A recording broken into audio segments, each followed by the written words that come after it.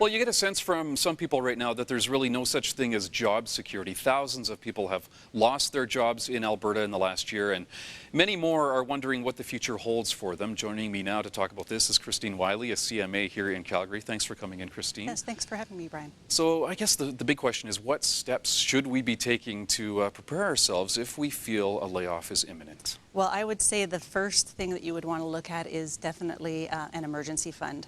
If you haven't already got one, which is a good thing for everyone to have no matter what their status, employed or not employed, get an emergency fund plan, start looking at your finances, determining, what is your level of debt, who do you owe the money to, what are the interest rates, and then review your spending patterns. Okay, so if you're already in a tight financial situation, how can you even start to think about saving if you're just getting by?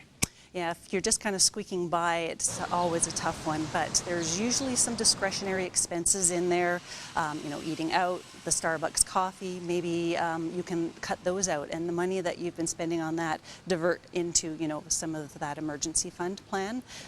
Maybe talk to your bank about taking an automatic withdrawal and putting some of that money into a savings plan for you. Okay, so we've always heard different numbers in terms of how much we should be socking away. What's your recommendation? It's generally 6 months of expenses that you should have set aside, and sometimes that does seem like quite a high number. So again, just whittle away what you can, try to talk to the bank and get that amount set aside. Minimum debt repayment definitely has to be built into those expenses as well. Okay, so if I want to take on something like this, where do I start? How do I get going?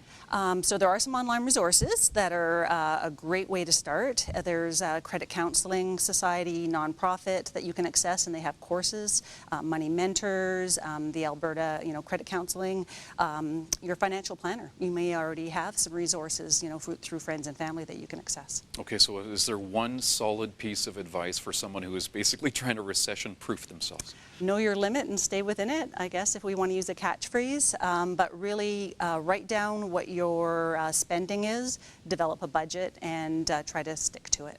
Okay, Christine, thanks so much for coming in. You're very welcome. Christine Wiley is a certified management accountant here in Calgary.